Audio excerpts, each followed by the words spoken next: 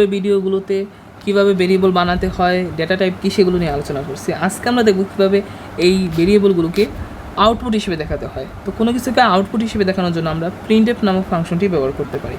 তো আমরা লিখব প্রিন্ট এফ, তারপর দুটো ফার্স্ট ব্র্যাকেট দিব। আরে সাজেশন আসতেছে কেন?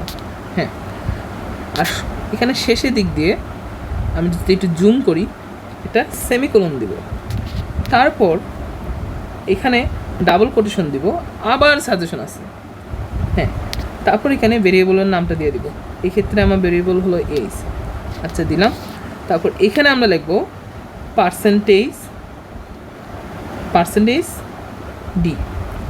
কি হলো আমি আসতেছি, আপাতত কোডটা রান করে দেখাই। এখানে রান করে দিলাম, তারপর এখানে ক্লিক করলাম, এই যে আমার আউটপুটটা দেখতে পাবো 45 আসছে। তো কী হলো কিছুই তো বুঝলাম না। আচ্ছা, বুঝাই দিতেছি। আমরা প্রথমে করব কি, এরকম একটা ডাবল কোটেশন দিব, তারপর একটা কমা দিয়ে ভেরিয়েবলের নামটা দিব, এবং এখানে যে ধরনের ডেটা টাইপের ভেরিয়েবল দিব এখানে ফরম্যাট স্পেসিফায়ার সেরকম হবে।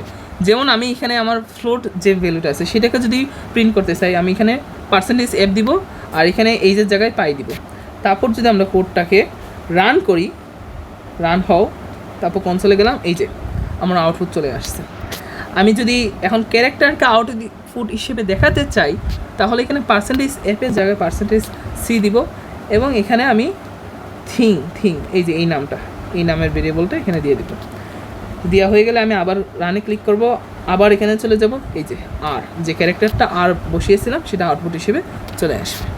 তো কী শিক্ষা পেলাম আমি যদি পার্সেন্টেজ ডি ইউজ করি তাহলে ইন্টিজার আউটপুট আসবে, আমি যদি পার্সেন্টেজ এফ ইউজ করি তাহলে ফ্লোটিং পয়েন্ট নাম্বার আউটপুট আসবে, আমি যদি পার্সেন্টেজ সি ইউজ করি তাহলে ক্যারেক্টার আউটপুট আসবে। So that's it.